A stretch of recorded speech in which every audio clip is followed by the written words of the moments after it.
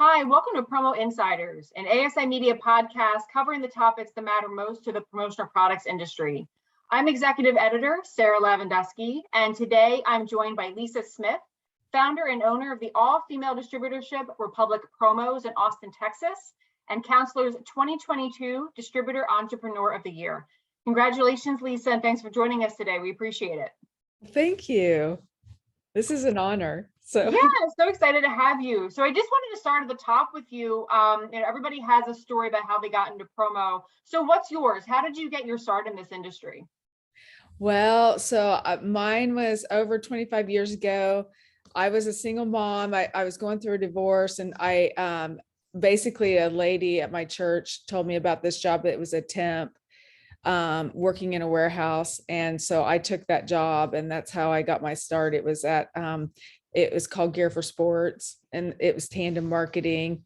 And basically my job every day was to go in and do QA, like check garments, put them in the box, it was on my feet every day. And, that's how I got my start. So, yeah.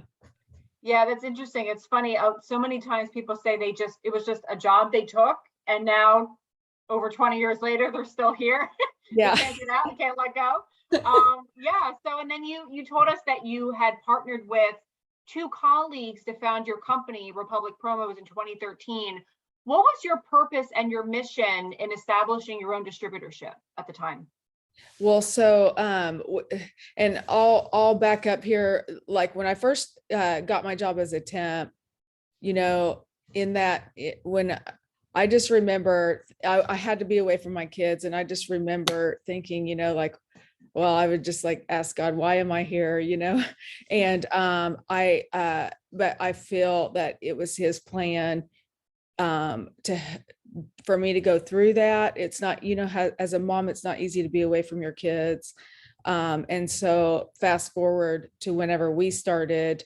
When we first started, I wanted it to be like, first of all, I just wanted us to have a company where we could help the customers and, do a really good job. But also, I'm always like, the thing that brings me probably the most satisfaction is having women here, and they can work from home and they can be with their kids.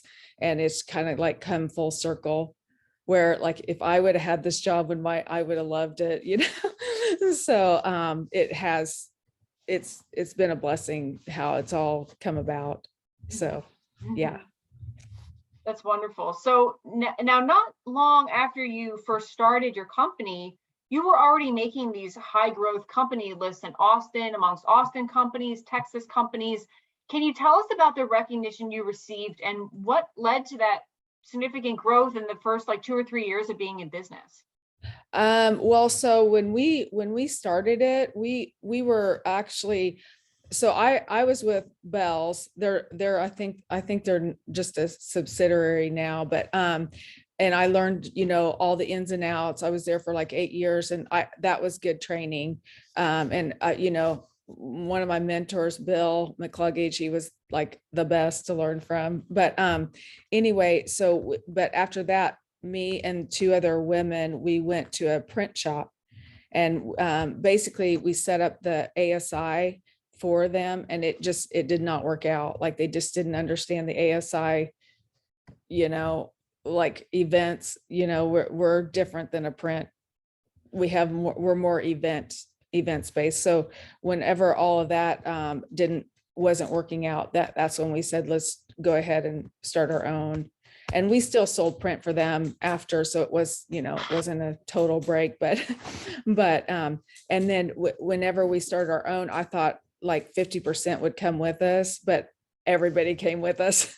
And then whenever they knew that we'd started, it was like everybody was trying to get us more business. They were trying to help us from the very beginning. So that was pretty amazing. And we were just trying to just keep up, basically. So that's great. Yeah. That's great. And so then things were going pretty well. And then about 7 years in, doing the math, was then COVID, right? So the first days of COVID, when things just got so scary so quickly, What were those first days like for your team, and how did you handle this uncertain situation? Because I think COVID really, it proved the mettle of people in business. And it was like, I can be a really great boss when things are going well. Can I be a really great boss and a really great leader when things are unprecedented and scary and uncertain? So what did the first days look like for you? How did you handle that? Well, so when COVID first hit, and like I said, like when we started the company, we have been busy from day one, like just working a lot. And so when COVID first hit, we had enough savings basically for a couple months. And we got the team together. I said, we're going to take some time off. And so that was our like kind of a reset. So, it's still scary because you don't know. I thought we'd all be back to work and everything was going to be fine, pretty quickly after that. But basically we did take a break, and then we came back and we started like marketing and stuff. So, and then we started getting mask orders and, like everything kind of worked out. But so, yeah. Wow. But it was scary. And then the other thing we started doing whenever it hit is just outside of work, people were worried just in general. And we started having weekly meetings where we would just get together, build each other up and do that sort of thing. So, yeah. Yeah, even so, between 2020 and 21, there's the pandemic, of course, in that time, but the sales at your company increased 21%. And over the past 5 years, you've increased sales by an average of 15% annually. That's really impressive, especially considering these ongoing challenges even today. Where have you been able to find business opportunities, especially with this changed landscape, during and after COVID? So when COVID hit, we started doing a lot of fulfillment. Like a lot of our companies, instead of having a big order shipped to them, they would have us ship out packages to their employees or, their clients. So like we went from probably 5,000 shipments a year to over 20. Now it's just went crazy. So that was the biggest difference. And we pitched that too, like we can help people, with their fulfillment. So, yeah. Do you find that that's an opportunity that even as COVID kind of moves into the rearview mirror, that distributors are still doing a lot of that? Yes. And I don't think that's going to change going forward. Yeah, I don't see that changing at all, so. Interesting. So one of the things that, so we talked to a few suppliers who partnered with you for a long time. We talked to a few end clients of yours you've worked with for a while. And all of them said, you and your team are great partners in this business. And it's just, I think especially during a lot of ongoing challenges after COVID, it's been so important to be a good partner to your vendors and to your clients. So in your experience, in your opinion, how can distributors be effective partners for both their vendors, their suppliers, and their end customers? What's key to that? Okay, well, so I feel like my training as a warehouse worker has made me very